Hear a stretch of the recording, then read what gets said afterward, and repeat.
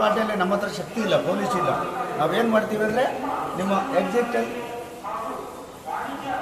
ಹಂಗಲ್ಲ ನನಗೆ ಅಲ್ರಿ ಇದು ಡೀಸೆಲ್ ಪೆಟ್ರೋಲ್ ಬಿಲ್ ಕೊಡೋಕ್ಕೆ ದುಡ್ಡಿಲ್ಲ, ನಮಗೆ ಕಾರ್ಮಿಕರಿಗೆ ಸಂಬಳ ಕೊಡೋಕ್ಕೆ ದುಡ್ಡಿಲ್ಲ. ನಾವು ನಿಮ್ಗೆ ದೊಡ್ಡವರೆಲ್ಲ ಬಿಡ್ಕೊಂಡು ಪಾಪ ಆಶ್ರಯ ಲೇಔಟಲ್ಲಿ 20-30 ಸೈಕಲ್ ಮನೆ ಕಟ್ಕೊಂಡಿರ್ತಾರೆ, ಅವ್ರನ್ನ ನಾವು ಇದು ಮಾಡ್ತೀವಿ. ನನಗೆ ಅವಕಾಶ ಇದು ಫೈನಲ್ ಸೋಮವಾರದೊಳಗೆ ಕಟ್ಟಿಲ್ಲ ಅಂದರೆ you should not open the shop ಅಷ್ಟೇ.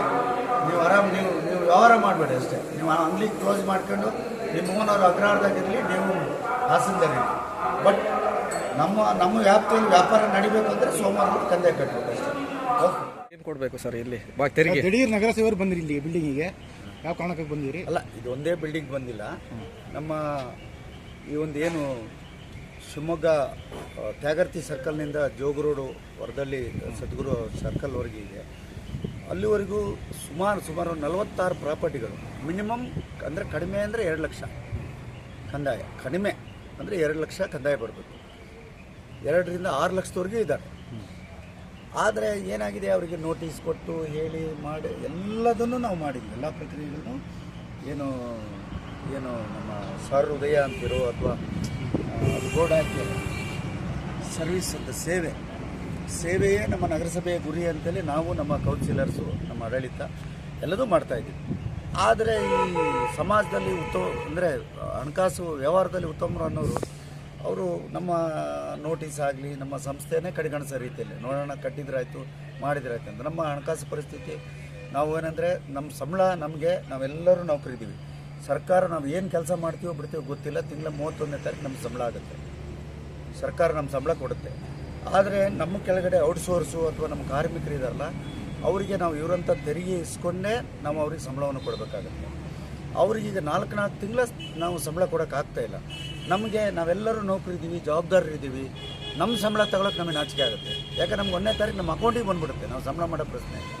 ಮತ್ತು ಪೆಟ್ರೋಲ್ ಡೀಸೆಲ್ ಬಿಲ್ ಕೊಡೋಕ್ಕಾಗ್ತಾಯಿಲ್ಲ.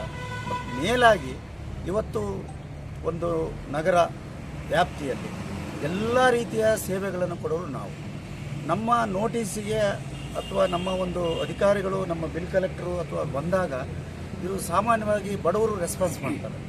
ಮುನ್ಸಿಪಾಲ್ಟಿಯಿಂದ ಏನಾದ್ರು ನಾವು ಹಿಂಗೆ 3 ವೆಹಿಕಲಲ್ಲಿ ಹೋದ್ವಿ ಅಂದರೆ ಬರೀ ಒಂದು ರಾಮನಗರ ತಿರುಗಿ ಬಂದರೆ ಬೆಳಗ್ಗೆ 50 ಜನ ಬರ್ತಾರೆ, ಸರ್ ಒಂಚೂರು ಕಡಿಮೆ ಮಾಡಿಕೊಡಿ ಸರ್, ಕಟ್ತೀನಿ ಸರ್ ಅಂತ.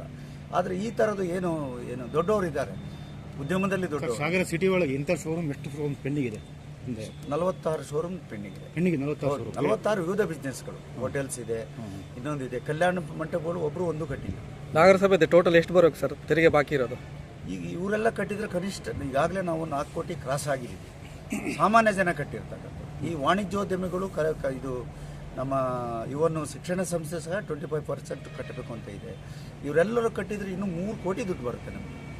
ಅಲ್ಲ ಸರ್, ಈಗ ಬಾಕಿ ಎಷ್ಟಿದೆ ಸರ್ ಟೋಟಲಿ? ಬಾಕಿ ಈಗ ನಮ್ಮದು ಅಧಿಕೃತವಾಗಿ ನಮ್ಮ ಲೆಕ್ಕದಲ್ಲಿ 2,80,00,000 ನಮಗಿನ್ನೂ ಕಂದಾಯ ಬರೋದಿದೆ ಬಾಕಿ. ಮಾರ್ಚ್ ಅಲ್ಲಲ್ಲ ಒಟ್ಟಾರೆ ಮಾರ್ಚ್ 31ಕ್ಕೆ ನಮ್ಮದು ಅಂತ್ಯ ಆಗಿಬಿಡುತ್ತೆ ಸರ್. ಬಟ್ ಇನ್ವೆಂಟ್ರಿ ಅಂತ ಹೇಳ್ತೀವಿ, ನೀವು ಒಂದು ಲೆಕ್ಕಾಚಾರ ಅಂತ ಹೇಳಿ, ಆ ಲೆಕ್ಕಾಚಾರನ ನಾವು ಇವರು ಸ್ವಯಂ ಘೋಷಿತ ಆಸ್ತಿ ತೆರಿಗೆ ಬಂದ ಮೇಲೆ ಜನ ಬಂದು ಕಂದಾಯ ಕಟ್ಟಿದಾಗೆ ನಮಗೆ ಲೆಕ್ಕ ಸಿಗೋದು.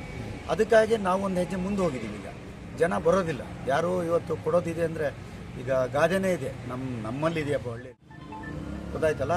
ಆದರೆ ಇವತ್ತು ನಾವು ಈ ರೀತಿಯ ಒಂದು ಇದನ್ನು ಮಾಡಿಬಿಟ್ಟು ಇದನ್ನು ಪ್ರತಿನಿತ್ಯ ದಿವಸಕ್ಕೊಂದು 2 ಅವರ್ಸು ನಾವು ಇದೇ ಕಾರ್ಯವನ್ನು ಮಾಡ್ತೀವಿ ಅಷ್ಟೇ. ತಿನ್ನಲ್ಲಿ ಇದ್ರೆ ನಮ್ದು ಯಾವುದೂ ದುರುದ್ದೇಶ ಇಲ್ಲ, ಅವ್ರ ಕರ್ತವ್ಯವನ್ನು ಎಚ್ಚರಿಕೆ ಕೊಡ್ತಾ ಇದ್ದೀವಿ. ಸರ್, ಇವತ್ತು ಟೊಯೋಟಾ ಶೋರೂಮಿಗೆ ಬಂದಿದ್ದೀರಿ, ಇವ್ರು ತೆರಿಗೆ ಎಷ್ಟು ಬಾಕಿ ಉಳಿಸ್ಕೊಂಡಿದ್ದಾರೆ ಸರ್?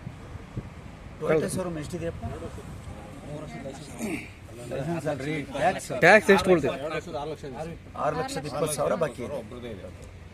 ಇದು ಹೆಚ್ಚು ಕಮ್ಮಿ ನೀವು ರಾಮನಗರದಂತ ಅಥವಾ ಸಿರಿಗನಗರ ಅಂತ ಹೋದರೆ ಒಂದು ವಾರ್ಡಿನ ಕಂದಾಯ ಇಲ್ಲೊಂದೇ ಬಾಕಿ ಇದೆ.